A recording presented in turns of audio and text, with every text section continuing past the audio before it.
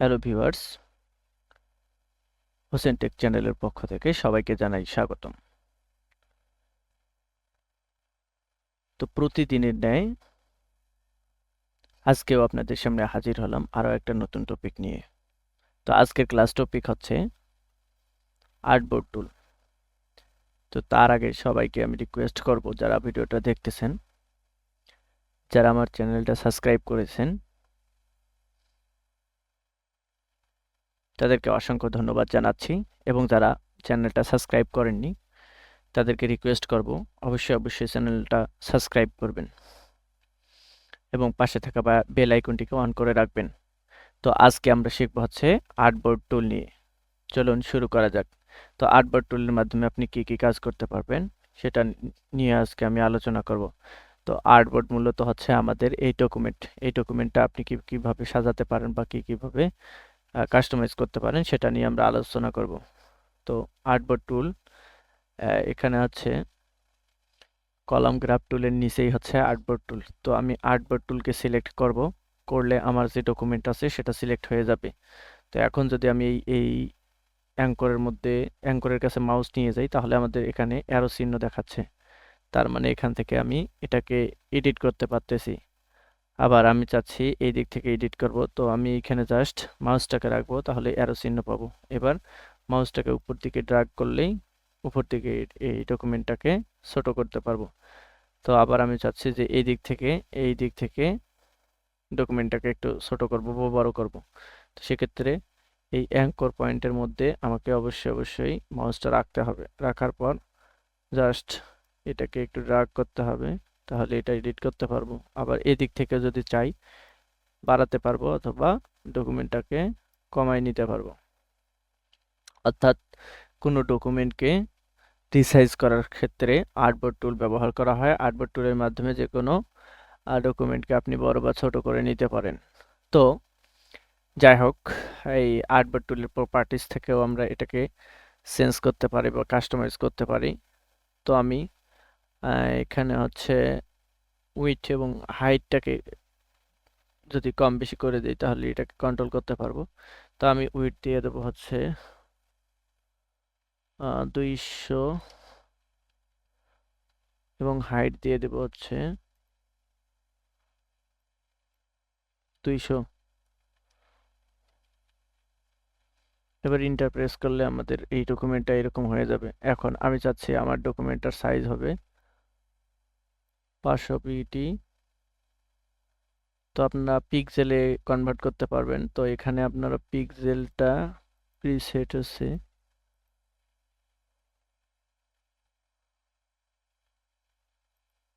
প্রিসেটটাকে আপনি এখান থেকেও চেঞ্জ করতে পারবেন। কাস্টম আছে, A4 আছে, A3 আছে, B5 আছে, B4 আছে এবং গুগল পিক্সেল আছে। তো আপনারা যে কোনো এখানে ফরম্যাটটা চেঞ্জ করে দিতে পারবেন। 4K আছে ফিল্ম স্টাইলে। তো এখান থেকে আপনারা কাস্টমও দিতে পারবেন, কাস্টম ডকুমেন্টও দিতে পারেন, অথবা এখান থেকে আর্টবোর্ড টুলের মাধ্যমে আপনারা একটা আর্টবোর্ড কেন, এখানে আপনারা চাইলে আরও বেশি আর্টবোর্ড নিতে পারেন। আপনারা চাইলে 2টা 3টা 4টা আর্টবোর্ড নিতে পারেন। তো এখানে জাস্ট প্লাস আইকনে ক্লিক করলে আপনারা আর্টবোর্ড নিতে পারবেন। এখন আমি চাচ্ছি একটা আর্টবোর্ড ডিলিট করে দেবো। তো জাস্ট সিলেক্ট রাখা অবস্থায় কিবোর্ড থেকে ডিলিট প্রেস করলেই একটা আর্টবোর্ড ডিলিট হয়ে যাবে। আমি জাস্ট ডিলিট প্রেস করব কিবোর্ডের, আর্টবোর্ডগুলো ডিলিট হয়ে যাবে। সিলেক্ট থাকা অবস্থায় এই যে আর্টবোর্ড, আপনি চাচ্ছেন কোনো ডকুমেন্ট আপনার কাজের সাথে ডকুমেন্টের পরিমাণটা বেশি হয়ে গেছে, তো আপনি তাই চাচ্ছেন যে এখানে 2টা ডকুমেন্টের মধ্যে থেকে একটা ডকুমেন্ট আমি ডিলিট করে দেব। তো এখন এই জন্য আমি কি করব, এই আর্টবোর্ড টুলের মধ্যে আসবো। আর্টবোর্ড টুলের শর্টকাট হচ্ছে শিফট ও। আর্টবোর্ড টুলের শর্টকাট হচ্ছে শিফট ও। তো শিফট ও প্রেস করলে আমরা আর্টবোর্ড টুলের মাধ্যমে শর্টকাটে যাইতে পারি, অথবা এখানে টুলবার থেকে ডিরেক্টলি আমরা এখানে আর্টবোর্ড টুলে আসতে পারি। জাস্ট ক্লিক করলে আর্টবোর্ড টুল সিলেক্ট হবে এবং আপনি চাইলে আপনি যে কোনো টুলকে সিলেক্ট করতে পারবেন। তো আমি আর্টবোর্ড টুল সিলেক্ট করে জাস্ট আমি চাচ্ছি এই 1 নাম্বার আর্টবোর্ডটা ডিলিট হয়ে যাবে। জাস্ট ডিলিট প্রেস করব, ডিলিট হয়ে যাবে। আমি চাচ্ছি আরও একটা আর্টবোর্ড হবে, জাস্ট ক্লিক করব। এই আর্টবোর্ডটার সাইজ হবে হচ্ছে 500 পিটি,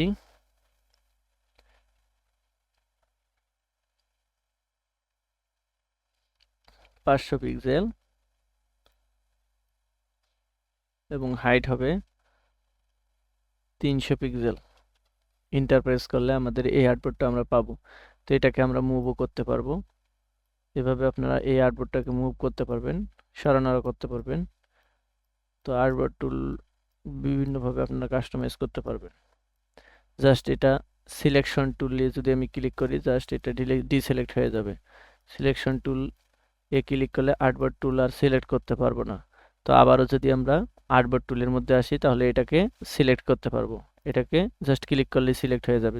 জাস্ট ক্লিক করলেই আর্টবোর্ডটাকে সিলেক্ট করতে পারবো এবং আর্টবোর্ড টুলের মাধ্যমে আমরা এটাকে ম্যানুয়ালি কাস্টমাইজ করতে পারবো। এবং এখান থেকেও আপনারা এই প্রপার্টিস থেকে, অনেক সময় লাইব্রেরির মধ্যে থাকে, প্রপার্টিসের মধ্যে আসতে হবে অবশ্যই। প্রপার্টিস থেকে এটাকে আপনারা কন্ট্রোল করতে পারবেন।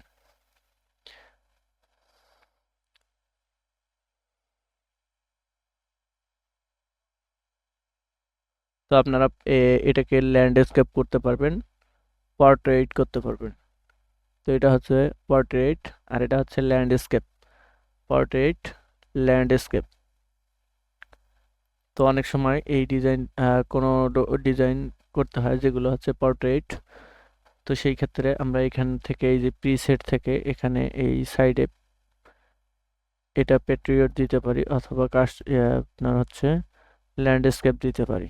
তো এখন এখানে কুইক অ্যাকশন, এই আর্টবোর্ড টুলের আবার কুইক অ্যাকশন কিছু আছে যেগুলো এখানে কুইক অ্যাকশন থেকে আপনি এগুলা কন্ট্রোল করতে পারবেন।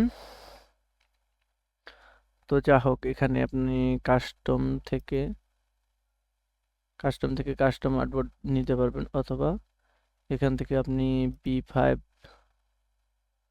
ওকেতে প্রেস করলে আপনি B5 এর একটা আর্টবোর্ড নিতে পারবেন। তো এইভাবে আপনারা আপনাদের মতো করে আর্টবোর্ড চেঞ্জ করে নিতে পারবেন। তো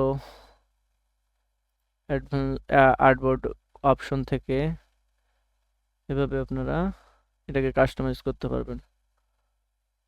আবার এখানে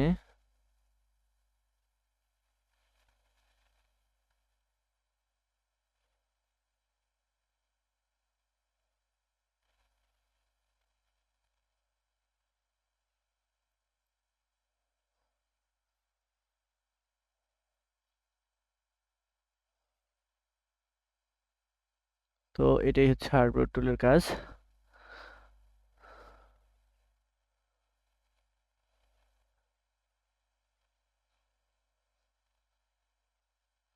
তো রিঅ্যারেঞ্জ অল, এখান থেকে আপনারা অ্যারেঞ্জ করতে পারবেন পুনরায়, এটাকে সবকিছু অ্যারেঞ্জ করতে পারবেন।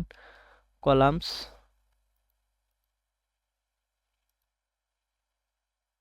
আর এখানে হচ্ছে কি পিক্সেল।